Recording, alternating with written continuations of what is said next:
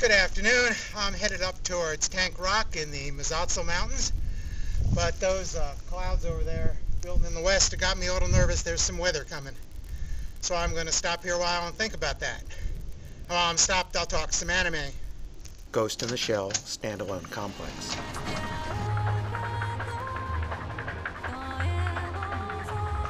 Ghost in the Shell standalone complex is a futuristic cyberpunk anime TV series from 2002. In the future, new technologies allow humans to have their bodies augmented with cybernetic prosthetics. Almost everyone has had at least their brains wired into the global communications network. All this has given rise to a new breed of cybercrime. To deal with those special crimes, Japan has established a small elite unit, Section 9, answerable only to the Prime Minister. It's armed with advanced cybernetics, computers, and weapons to deal with anything from bot hacking in cyberspace to tactical combat operations. That team's field leader is Major Motoko Kusanagi, who wears a complete cybernetic replacement body. Her partners include Bato, a strong ex-military man who's mostly been cyborged, and the newest recruit, Detective Togusa, whose only artificial part is his cyberbrain linked to the network. Section 9 is managed by the very clever public servant Aramaki, who's adept at navigating political waters.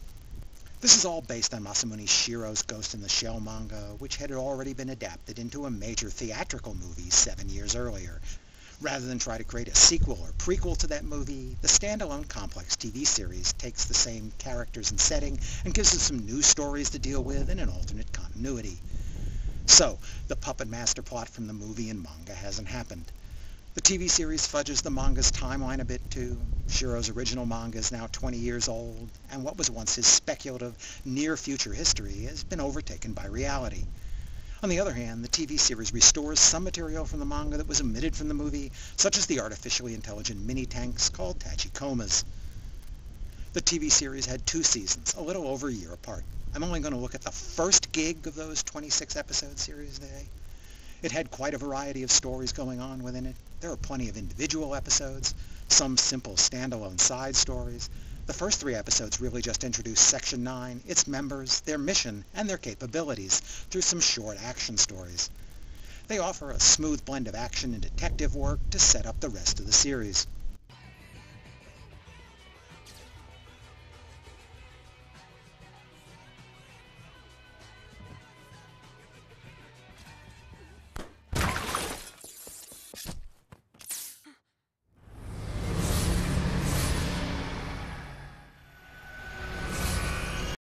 A few episodes spotlight individual characters. The Major, Bato, Togusa, and Chief Aramaki each get at least 1 episode to explore a bit of their unique talents and a bit of their background and private life. There are 2 independent story arcs running through the entire series that join in the climax to be resolved in the same action. The main plot concerns a notorious hacker known as the Laughing Man, who made a lot of news several years ago, before Section 9 was created, and he seems to have resurfaced again now. I thought episodes 3 and 4 were an interesting contrast. In 3, female sex androids of a particular model are self-destructing. Section 9 suspects a hack by an owner of one of the models, so they get a list of the owners and visit them all. They kick down doors and strong-arm people who seem to have committed no crime whatsoever. Apparently there are no civil rights anymore. In the very next episode, Togusa ends up investigating a scandal about the police making illegal use of video surveillance devices. Apparently there still are civil rights, only Section 9 gets to abuse them. Episode 4 was also the first story of the Laughing Man story arc. This hacker is so good he can hack security cameras and even people's eyes through their cyberlink in real time. So even when he's standing right in front of you, you can only see his notorious logo superimposed on his face. That logo carries an obscure quote from Catcher in the Rye, Salinger's popular novel of disaffected youth from the 50s. Good read, by the way. The so-called Laughing Man first appeared years ago, but he was never caught back then, and his identity has remained a mystery. Finding him develops a new urgency when he suddenly reappears, or perhaps it's a copycat. あれはどうなってんだよおい。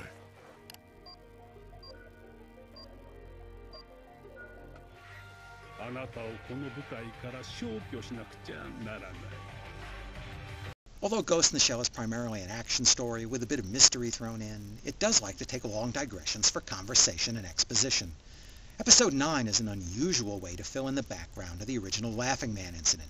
It takes place entirely in a virtual chat room on the network and consists solely of various avatars sitting around talking.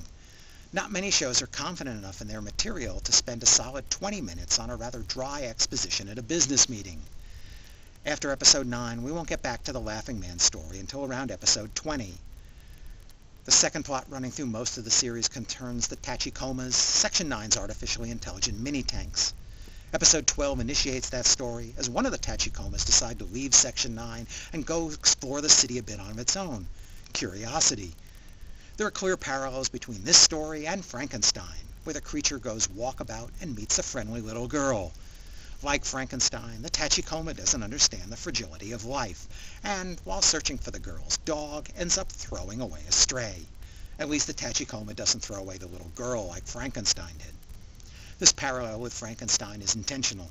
Major Kusanagi is concerned that the Tachikomas are developing individual personalities. Despite their cute, childlike artificial voices and apparent desire to help, the Major worries that their independent initiative and curiosity isn't desirable in an automated weapons system. Well, is this animal your pet? That's not him. Huh. Hey, Tachikoma, that was mean. Mean? I wasn't mean. He was simply unnecessary. If you ever do that again, you'll make me really mad. That was one of my favorite episodes. Although it's a secondary plot to the Laughing Man storyline, the question of the Tachikoma's sentience is an important return to the themes of Shiro's manga and the original movie. The ending of the series has some surprises. It really concludes what you think would be the main story without a lot of action. That's more a crime investigation story, and it moves well beyond the original Laughing Man incident into a world of scandal and cover-up by powerful corporations and the government. Probably because that investigation is rather dry and awfully complicated, there's some high-stakes action near the finale. I thought much of that was simply a detour just to provide a big action finish and create a more dramatic denouement rather than following reason. It does, however, let the Laughing Man and Tachikoma plotlines converge. The series was directed by Kenji Kamiyama, who also headed the staff of half a dozen script writers, creating new stories for the TV series in consultation with Shiro. The animation is extremely well done for a TV show. Production IG also produced that Ghost in the Shell movie a few years before. Unlike the movie, the TV series was able to take advantage of new computer technology, and it provides some very fluid motion in the action scenes, as well as some dynamic camera motion.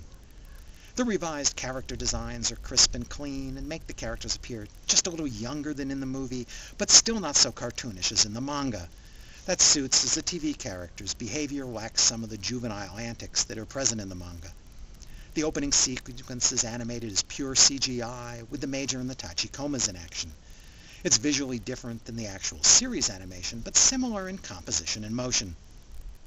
The music is provided by Yoko Kanno, and it's excellent. Most of it has a hard-edged techno beat to it. Kanno's versatility in so many musical styles is amazing. Overall, I like the series a lot, and I give it 4.5 stars. The 26 episodes allow the series to explore all 4 of its primary characters a bit, and unlike so much anime, these are adult characters, even if they are still action hero archetypes. The series also weaves an intricate overall plot together with several engaging side stories that all mesh together pretty well. I thought the English dub of this series was excellent too. All the major characters have credible voices and give good performances.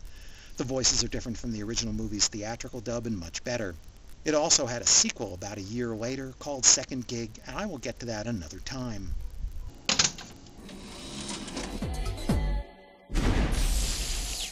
After the second standalone complex TV series, The Second Gig, this first series, The First Gig, was re-edited into a 2.5-hour compilation movie titled The Laughing Man. This stripped the introduction and character spotlight stories from the TV series and concentrated mainly on the series' primary plot by reusing animation from the series. That plot involved 11 episodes, and about 2/3 of that made it into the movie. Some scenes were rearranged or intercut, and some Japanese dialogue was redubbed to provide exposition for redacted scenes. The secondary Tachikoma line, on the other hand, couldn't be completely excised since it reached a climax in the same scene with the main story, but it was radically truncated. Since we get no time to get to know the Tachikoma AIs before they're sent to the lab, the resolution in the movie falls completely flat. This Laughing Man movie isn't bad. The condensed story makes it easier to follow the main plot if interleaving it with other stories was making it confusing for you. I suppose it's also a boon to anyone who's too busy to watch the whole 26-episode TV series or unable to rent or buy the DVD series. But Standalone Complex didn't really have any filler or wasted episodes, so I think the TV series is still the superior entertainment. I'm not opposed to compilation movies in general. For example, Gainax's Nadia was vastly improved by stripping out all the silly junk that had padded it out. But unless you're pressed for time, I suggest the original Standalone Complex TV series. There's nothing new to the movie version, and the TV version offered better background, character development, and some interesting side stories. Well, those clouds don't look too scary. I think I'll press on for a little bit longer anyway. Thanks for listening.